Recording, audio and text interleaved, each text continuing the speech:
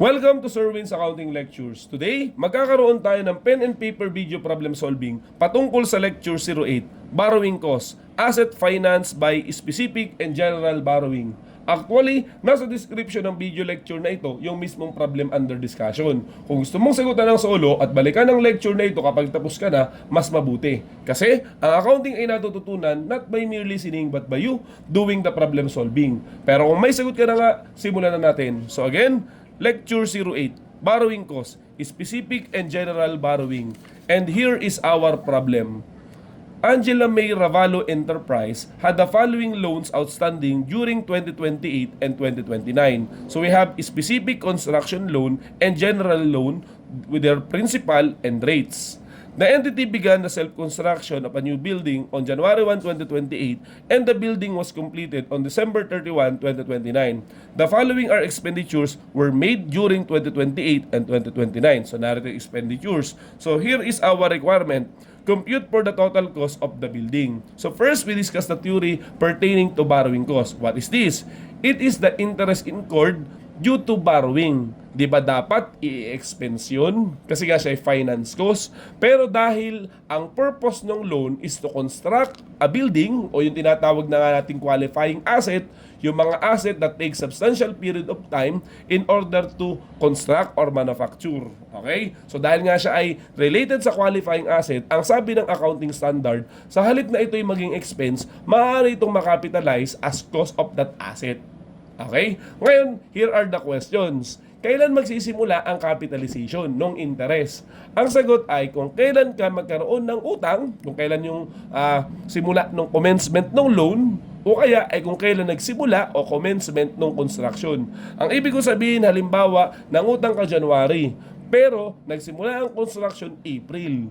Therefore, yung capitalization ay magsisimula lamang ng April. Kasi natural, doon ka nagsimula ng construction. O kaya, balik na rin natin.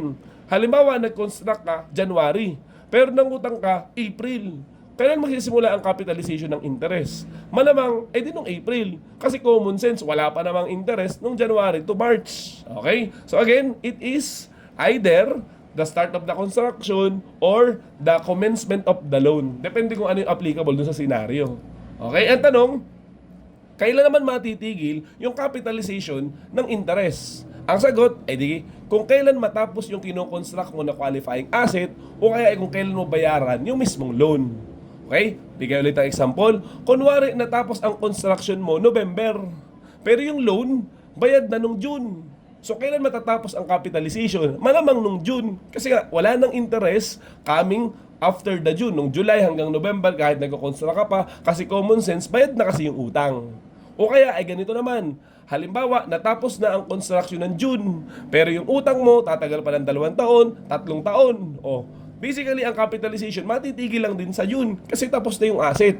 Therefore, yung mga subsequent na interest after the construction will not be capitalized but rather will be treated as an expense. Okay? So basically, again, yun po ulit yung rule patungkol sa borrowing cost na paulit-ulit nating binanggit kasama doon sa ibang mga video discussion natin kung saan nakahiwalay yung specific borrowing at saka general borrowing. Pangatlo na po ito. Ito na yung medyo comprehensive, yung pagsasamahin natin, yung specific borrowing kung saan ang ibig sabihin nito ay pangungutang na yung mismong utang ay gagamitin sa construction ng qualifying asset. At meron din dito sa problem na to na general borrowing kung saan yung utang ay para sa lahat.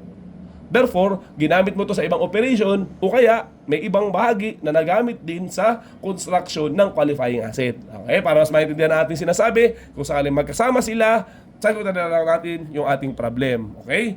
Una, aalamin natin yung tinatawag na average expenditure per year. Kasi sa problem natin na to, 2 taon bago nabuo yung building, 2028 and 2029. Ang kailangan natin, average expenditures, yung kaunahan. So, ano bang mga nagastos natin ng 2028?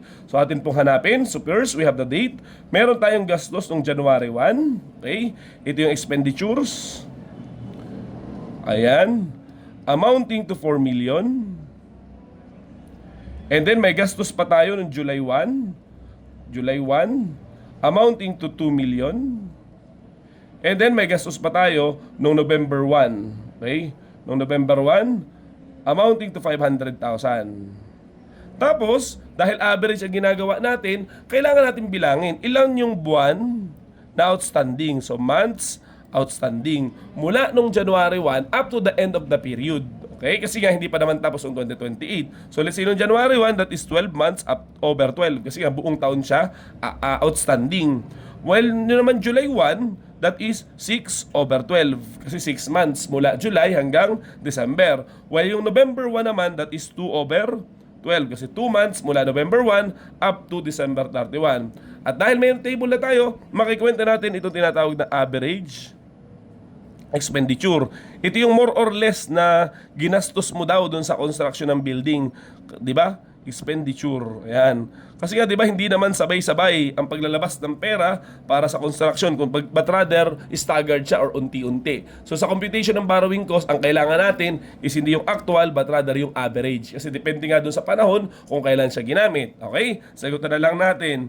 So we have here 4 million. Yung una yung ginastos ng January 1 times 12 divided by 12. So we will get still 4 million kasi buong taon nga siyang outstanding. And then we have 2 million times 6 divided 12. So 1 half po yun. So we get 1 million.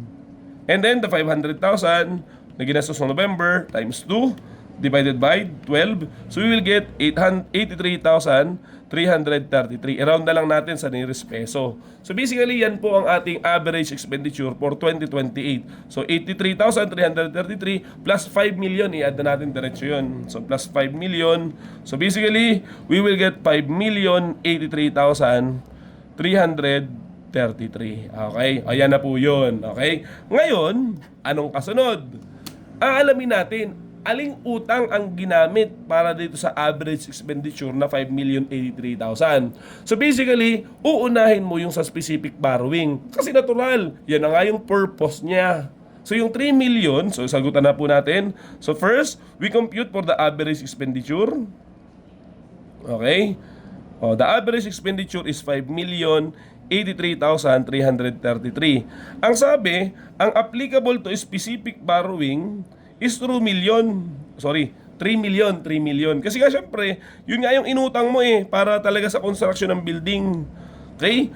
Ang average na nagastos is 5,083,333. 3 million sa specific, so lumalabas na yung sobra, yun yung para sa general borrowing. Di ba yung general borrowing ginagamit para sa lahat? Sa case na to, gumamit ng 5 million, 3 million para sa specific. So therefore, yung natitira, okay, solve na po natin, ay para sa general borrowing. Okay, so 2,083,333. Ang unang step, again, paano po ang ganito yung problem? Alamin yung average expenditure para malaman yung talagang ginastos dun sa building. Tapos, kailangan mong hatiin sa dalawa. Isa sa specific at yung matitira ay sa general. At pagkatapos nun, magkikwenta na tayo ng borrowing cost o yung interest. So yung interest o capitalizable borrowing cost, okay, so para sa specific borrowing, yan, is, syempre, isosolve natin, that is 3 million multiplied by the rate, which is 15%. So yun yung i-capitalize natin. So 3 million times 15%, isolve na po natin. Okay, 3 million times 15%. So we will get 450,000. Okay? At para naman sa general borrowing na 2,083,333, okay? Multiply to 12%. So hindi pa pala nasusulat. Para sa general borrowing, okay, that is hindi po yung 20 million kasi hindi naman lahat nagamit yun sa construction ng building. But rather yun lamang 2,083,333 ang imumultiply natin sa kanyang rate na 12%. Kung sakali naman na marami kang general borrowing, you just have to get the weighted average of the rate. Okay? So, the answer would be 250,000. Okay, rounded na po yan, 250,000. Okay? Yan yung dalawang interest na i-capitalize natin together with yung actual expenditures. Kasi ang tinatanong ay cost of the building. So, isama po natin yung actual expenditures. Okay? Ayan. So, the actual expenditure would be, add din natin, 4 million plus 2 million, ito po yun, plus 500,000 yung actual na nagastos sa construction ng building is 6,500,000. Malamang itong 6.5 million, kasama yan sa ika-capitalize na cost ng building kasi yun yung actual na nagastos mo. So you have to add. So therefore, this is the total cost of the building for 2028 na hindi pa naman tapos yung ating construction. So 6.5 million, add natin yung kinapitalize na specific borrowing at tapos yung nakapitalize na general borrowing. So therefore, the total cost of the building is amounting to 7,200,000. Pag tinanong ka naman, magkano yung interest expense for this period, yung hindi na-capitalize? O simple lang yun. Yung lahat ng sa specific borrowing ay nagamit sa construction, kaya therefore, lahat yun na-capitalize. Yun naman sa general loan, okay, solve natin. Sa general loan na total interest, okay, ang total interest is because 20 million yung loan, it will be multiplied to 12%. So ito yung total interest niya. Solve natin. 20 million. Ayan, kasi pa sa calculator times 12%. So we will get 2,400,000. Tapos ang capitalize interest is yung sinob na nga natin kanina, which is 250,000. Ayan, therefore, ang interest expense talaga, okay, o yung hindi nagamit sa construction ay di yung difference ang 2.4 million at yung nakapitalize na 250,000. So that is 2,375,000. Okay? Yan na lahat ng ating solution for the year 2028. Ay tapos na ba ang construction ng building? Hindi pa. Tutuloy tayo sa year 2029. So pang 2028 po ito. Okay? Sa 2029, ganun ulit yung ating gagawing procedure. Uulitin mo lang naman kung sakaling humahaba yung panahon. So gagawa ulit tayo ng table. Okay? To compute for the average expenditure. So first, we have the date, the expenditure, and then months outstanding, and the average expenditures na ginagamit sa capitalization. Okay. Una, meron ba tayong ginastos noong January 1? Ang assumption, kung ano yung balance ng capitalize, okay, mo sa building, which is yung 7.2 million, yun yung gagamitin natin na expenditure for 2029. Kasi maki-carry over siya. Okay, at dahil ngayon ay January 1, malamang ang months outstanding yan ay 12/12. Tuloy pa po tayo. Meron pa ba siyang ginastos noong 2029? Ang sabi dito, gumastos ulit siya noong July 1. O July 1, 2029, amounting to 2.5 million. So yung 2.5 million is 6/12. At gumastos ulit siya noong October 30. Aba, parang parehas pala yung mga buwan natin. Nagkataon na, no? October 30 naman ay 2 months din. Kasi nga October, hindi nakasali yung October kasi 30. So therefore, November, December. Okay? So let's try to solve the average expenditure. So yung ano po, yung 7.2 million, huwag na natin i-type sa calculator. Alam nyo na yan, na 7.2 million. While yung 2.5 million, kalahati, kasi 6/12, so divided by 2. So we will get 1,250,000 ang kanyang average expenditures. While yun namang 1 million times 2/12 will be amounting to 166,667. Rounded na rin. To get the total average expenditure, we have to add the 7.2 million. Okay, doon sa kaninang 166,000 at saka yung 1,250,000. So total ay 8,616,667. Okay? Same procedure. Yung average expenditure, okay, ay saan ba nanggaling yung pera na ginastos dyan? Okay? So, yung 8,616,667, okay, i-assume natin na unang ginamit yung sa specific borrowing. Kasi kaya ka nga ng utang ng ng 3 million ay para sa construction ng building. Ay ito na yung actual na nagastos. Di ba? Ang purpose, kaya mo yan sinusolve para malaman talaga kung magkano ang applicable to general borrowing. So, 8,616,667 minus 3 million. So, we will get the applicable for the general borrowing of 5,616,667. Okay?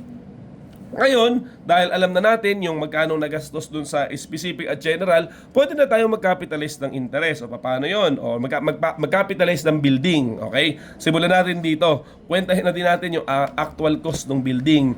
So, prior year, merong 7.2 million na nakapitalize na. Ngayon, nagastusan ulit ng 2.5 million at nagastusan nga ng 1 million. So, therefore, the total actual expenditure of the building is 10,700,000. Will that be capitalized? Yes. The actual construction cost is 10,700,000. Pero ito ang specific borrowing, okay?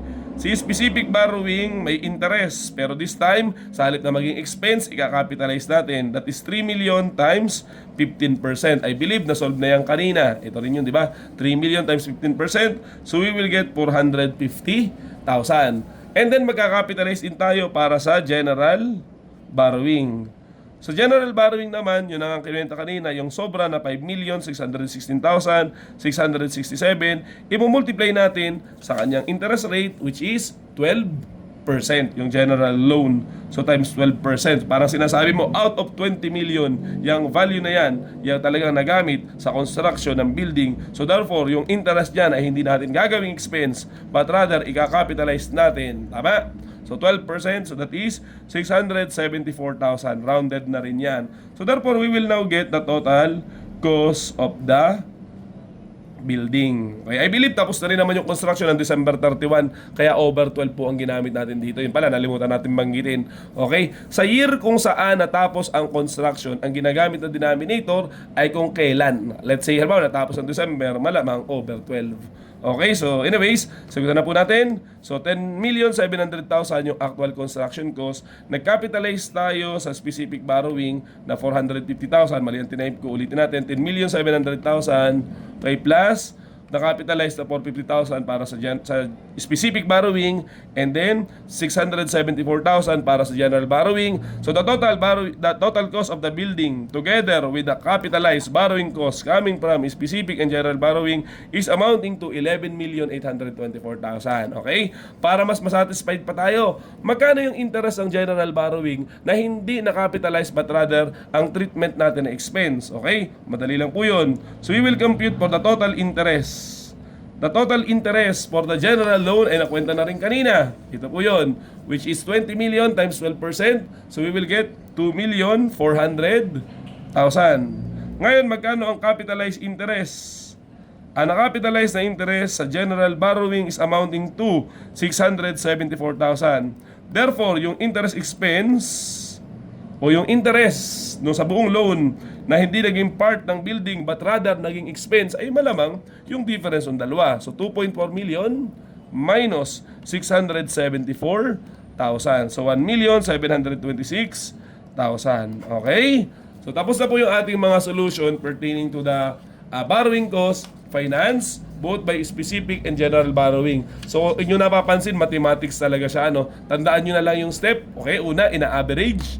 Then, dahil nga dalawa yung loan, alisin nyo sa specific para malaman nyo sa general. Ginagawa mo yun para malaman kung magkano makakapitalize na borrowing cost. At yung kasobrahan, doon sa hindi nakapitalize, doon sa general borrowing, yun yung naging expense. At pagkakwenta naman ng cost ng building, kailangan mong i-add yung actual expenditures talaga.